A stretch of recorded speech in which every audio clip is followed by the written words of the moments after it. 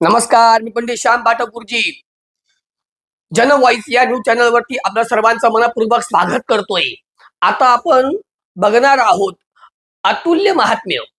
आता अतुल्य महात्म्य नावाचा आपला हा जो विषय आहे, हा विषय खरं तर आध्यात्मिक गोष्टीशी निगडीत आहे. आता त्याच्यामध्ये बघा की आता 15 फेब्रुवारीला 2026 म्हणजे रविवारी एक उत्तम दिवस येतोय, तो म्हणजे महाशिवरात्री. आपल्या सर्वांना आतुरता असते अशा दिवसाची, की खरोखर असा दिवस लवकरात लवकर यावा, जेणेकरून आमच्या हातून महादेवाची पूजा करता येईल. आता कित्येक मंडळींचा प्रश्न असा असतो ना, की गुरुजी माझ्या राशीला चांगलं आहे का शिवरात्री, किंवा माझ्या राशीला कोणती उपासना मी करावी? तसं काही नाहीये बाबा. मुळामध्ये तुम्ही हे समजून घ्या, की कोणाच्याही राशीला महाशिवरात्र वाईट किंवा चांगली हा विषय नसतोच कधी. सर्वांना चांगली ना ती. कोणत्याही भक्तासाठी महादेव कधीही सदैव आशीर्वाद द्यायला तत्पर असतात. अहो, आपणच काय महादेवांची सगळीच पूजा करतात. तुम्हाला आश्चर्य वाटेल. एक दिवशी काय झालं, की भगवान महाविष्णू असंच बसलेले असताना ते बोलले, की आज मला महादेवाची पूजा करायची इच्छा आहे. संध्याकाळी तयारी करून ठेवा. असं लक्ष्मीला सांगितलं आणि विष्णू निघून गेले. आणि सगळी तयारी करून ठेवली. था सांग लक्ष्मी मातेने. संध्याकाळी प्रभू आले. प्रभूंनी स्नान केलं, सोळं घातलं, पूजेला बसले. महादेवाची पिंड समोर ठेवलेली आहे. आणि प्रभूंनी संकल्प केला, की 1000 कमल पुष्पांचं अर्चन आज महादेवांना मी करेन. बरं, कमल पुष्प कोणते माहितीये? नीलकमल, जे महादेवांना खूप प्रिय असतात. लक्षात घ्या, नीलकमल. मग नीलकमल आहेत, बेलाची पानं, सफेद फुलं, असं खूप काही, दूध, पंचामृत, नैवेद्याला भांग, असं सगळं धूप दीप, असं सगळं एकदम जोरदार जंगी तयारी झाली पूजेची. आणि पूजा सुरू झाली. पूजा सुरू झाली. आता संकल्प केला होता, की 1000 कमल पुष्पांचं मी महादेवांना अर्चन करेल. अर्चन सुरू झालं. आपल्याला माहिती आहे अर्चन काय असतं. तुळशी अर्चन केलं जातं, ध्रुवांचं अर्चन केलं जातं, नंतर फल अर्चन केलं जातं, पुष्प अर्चन केलं जातं, कुंकुम अर्चन केलं जातं. प्रत्येक देवतेला वेगवेगळं ते अर्चन दिलेलं असतं आणि आपण ते करतो. म्हणजेच कसं माहिती, ओम केशवाय नमः, ओम नारायणाय नमः, ओम माधवाय नमः, याप्रमाणे. हे झालं विष्णूंचं अर्चन. तुळशी अर्चन म्हणजे विष्णूंच्या मूर्तीवरती एक एक तुळस व्हायची आणि असं नाव घेत राहायचं, त्याला म्हणतात अर्चन.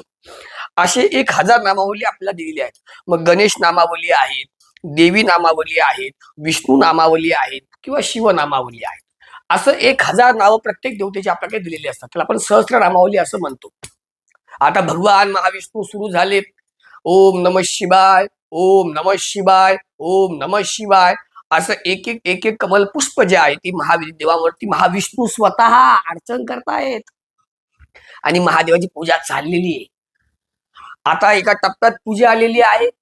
997, 998, 999 फुलं वाहिली गेली.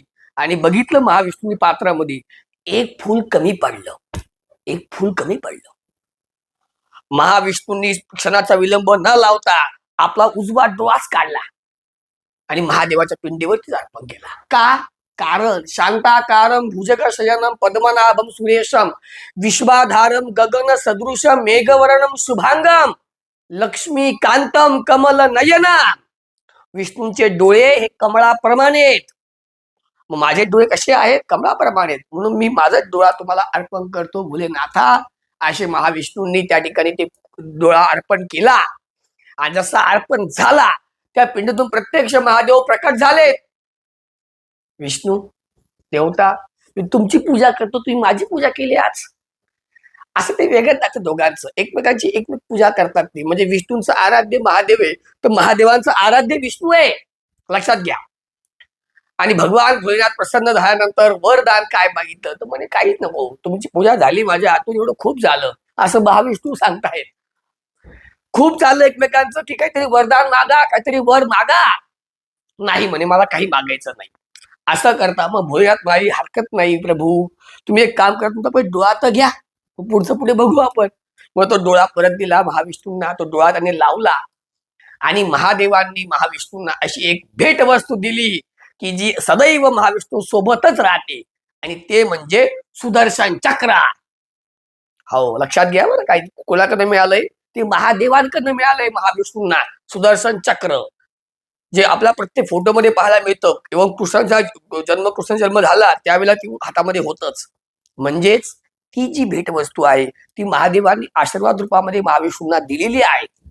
म्हणजे इकडे महाविष्णू स्वतः महादेवांची पूजा करत असतात तर आपण कोण आहेत, आपली योग्यता काय, काय पण राशींचा विचार करत बसलेलो आहे. अरे पूजा करा. उलट महाशिवरात्रीची पूजा कशी करावी माहिती? दिवसभर निखळ उपवास. कारण तो दिवस असा असतो, उपवास आणि उपासना असे दोघी कराव्या त्यावेळेला. दोघही. उपवास कधी करायचा? दिवसभर करायचा. निखळ उपवास. निखळ. साबुदाणे, भगर, अजून काय चकल्या, वेपर्स, आणि हा तुमचा उपवास असतो. असा उपवास कधीच केला जात नाही. निखळ उपवास. निखळ म्हणजे कसा? फक्त दूध, फळं, हे नैसर्गिक गोष्टी आहेत त्यांचंच फक्त सेवन करायचं, ते खायचं. संध्याकाळी सूर्यास्तानंतर महादेवाच्या देवळात जाणे, फक्त दर्शन नाही घ्यायचंय तुम्हाला, तर सोबत हातामध्ये ताटामध्ये हळदी, कुंकू, भस्म, बेलाची पानं, सफेद फुलं, आणि त्या दिवशी काय मार्केटमध्ये भरपूर वस्तू अशा असतात बाजारामध्ये जे आपल्या महादेवांना वाहण्यासाठी आणल्या जातात. त्या सगळ्या वस्तू घ्यायच्यात. एक श्रीफळ, आणि मग महादेवांची स्तुती करायची, देवाची पूजा करायची. म्हणजे प्रदोषाला म्हणजे खरं तर दिवसभर लाईनी असतात महादेवाच्या मंदिरात. पण खरी उपासना कधी करावी? संध्याकाळी करावी, प्रदोष काळामध्ये करावी. अशा प्रकारे महादेवाचं पूजन करून आणि मग आपण तो दिवस जो आहे फक्त महादेवाच्या उपासनेमध्ये घालवावा. असं जर केलं तर मनातील अस्वस्थता, अतृप्तता आणि अपूर्णता ही दूर होते आणि महादेवांचा कृपा आशीर्वाद आपल्या पाठीशी राहतो. असं हे महाशिवरात्रीचं व्रत आपण सर्वांनी करा. आणि आमच्या जन व्हॉइसला मात्र सबस्क्राईब करा, कारण पुन्हा अजून एक तुम्हाला नवीन स्टोरी ऐकायला मिळणार आहे अशीच वेगळी आगळी. आणि यासाठी आमच्या जन व्हॉइसला सबस्क्राईब करा, बेल आयकॉन क्लिक करा, फेसबुकला फॉलो करा, आणि आमचं राशी भविष्य बघा. तुमचे काही प्रश्न पाठवा, आम्हाला आनंदच होईल. आणि पुढचा व्हिडिओ येईपर्यंत आपणा सर्वांना माझा नमस्कार.